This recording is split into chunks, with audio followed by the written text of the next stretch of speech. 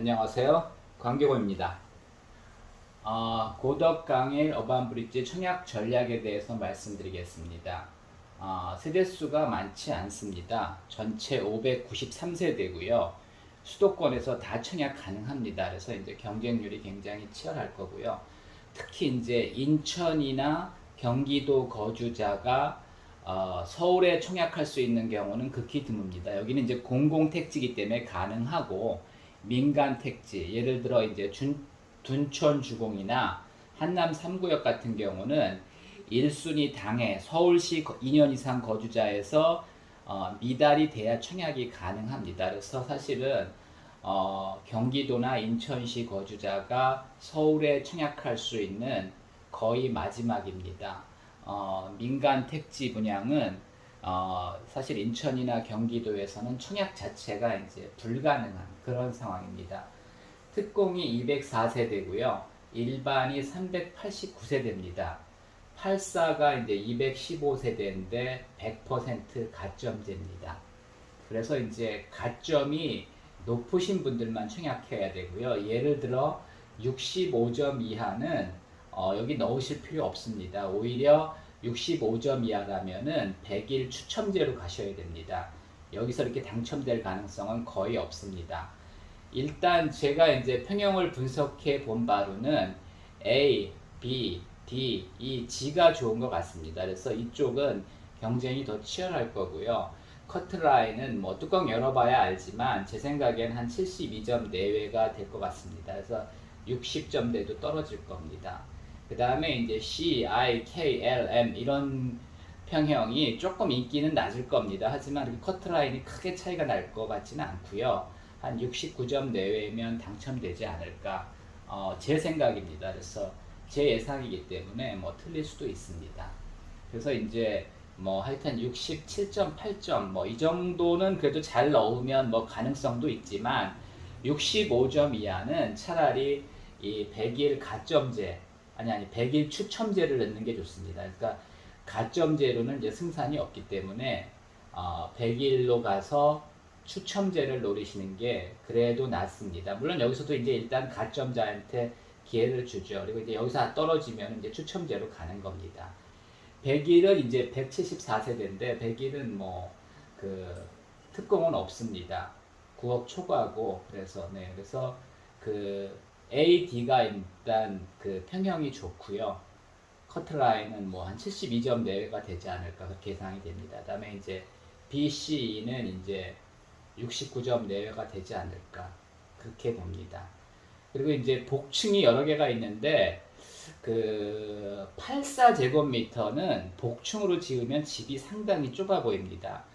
제가 이제 여기 모델하우스가 이제 오픈되지 않았기 때문에 그 모델하우스를 공개하지 않고 있고, 또 이제 모든 평형의 모델하우스를 만들 수가 없죠. 이제 그래서 그 확실한 건 모르겠지만 84제곱미터를 이제 복층으로 만들면 굉장히 답답합니다. 실제로 제가 이제 그 오산 호반 서미터 테라스를 갔는데 이제 복층으로 이제 30평대를 복층으로 만들었는데 굉장히 답답하더라고요. 그래서 확실히 모르겠지만 제가 볼 땐 좀 답답할 가능성이 있습니다. 그래서 저는 오히려 그 84R이 방이 2개지만 괜찮을 수가 있습니다. 그리고 이제 거실이 복층입니다. 그래서 이게 오히려 이제 괜찮을 수가 있고, 오히려 이제 방이 3개가 들어가면 좀 답답할 수가 있습니다.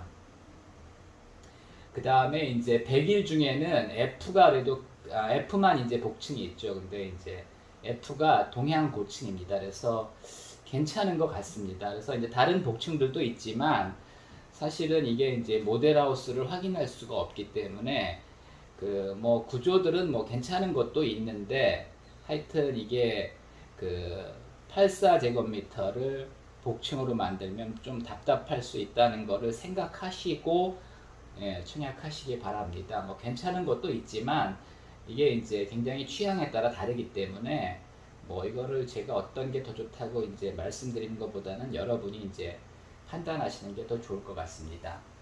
100일 제곱미터는 이제 가점제와 추첨제가 있습니다. 그래서 어떻게 배정하는지 이제 한번 말씀을 드리면 100일 D가 이제 36세대입니다. 그래서 이제 서울에 18, 기타 수도권에 이제 18개를 나눠줍니다.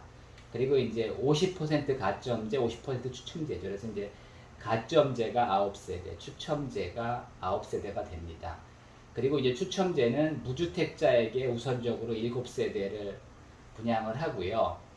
나머지를 이제 무주택에서 떨어진 사람들하고 1주택자랑 다시 경합을 해서 추첨을 합니다. 그래서 이제 1주택자에게 돌아오는 거는 꼭 2세대가 아니라 2세대 이하입니다. 또 이제 기타 수도권 지역도 마찬가지입니다. 이제 가점제 9, 추첨제 9인데 거기서 이제 무주택자에게 7세대를 우선 배정하고 1주택자에겐 2세대 이하를 배정합니다. 그래서 사실은 1주택자가 당첨되는 건 굉장히 어렵습니다. 이게 이제 세대수가 많은데도 이런데 세대수가 적은 거는 1주택자는 청약하시면 안 됩니다.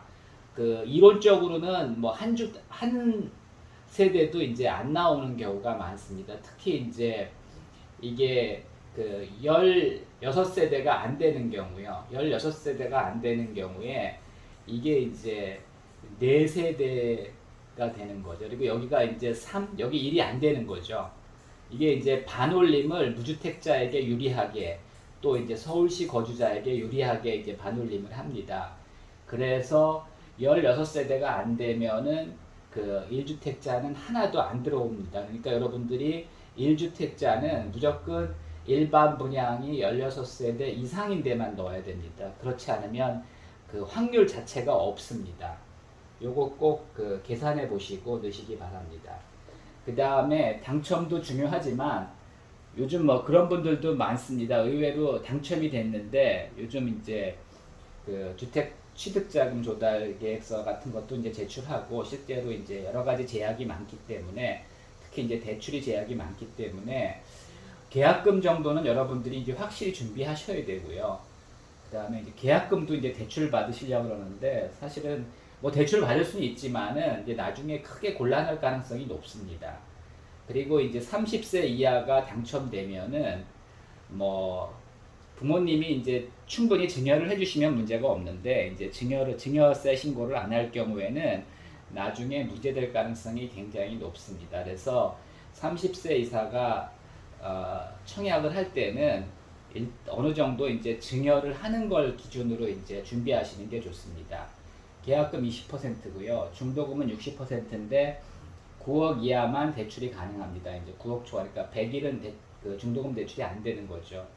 그리고 이제 이게 중도금은 뭐 어떻게 이제 했다고 하더라도 잔금 대출이 문제인데 현행 그 정부의 가이드라인에 따르면은 그 하여튼 실거래가나 감정평가액이 이제 15억을 초과하면 그 주택담보대출이 안 됩니다. 그리고 이게 이제 2024년 입주인데 그때쯤 돼서 그 실거래가는 없죠. 그 전매 제한이 있으니까. 근데 이제 감정평가액이 15억이 초과하면 잔금 대출이 안 될 수가 있습니다. 그래서 100일 제곱미터는 잔금 대출이 안 될 가능성이 높고요.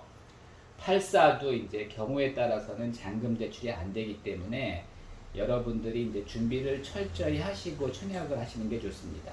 일단 당첨되고 생각하지 뭐 그럴 수도 있지만 기본적으로 이제 끌어올 데가 없는 분들, 그러니까 예를 들어 이제 부모님부터 이제 증여라도 받을 수 있고 빌릴 수라도 있는 분들은 괜찮은데 그렇지도 않은 분들이 이제 무조건 그 당첨만 되면 뭐 어떻게 되겠지 이렇게 생각하시면 굉장히 곤란할 수가 있습니다. 그 청약 통장만 날리고 또 경우에 따라서는 뭐 계약금을 날릴 수도 있으니까 철저하게 준비를 하고 청약하시기 바랍니다. 뭐 하여튼 고가점자들은 기회가 있지만 저가점제나 1주택자는 사실 굉장히 당첨은 어렵습니다.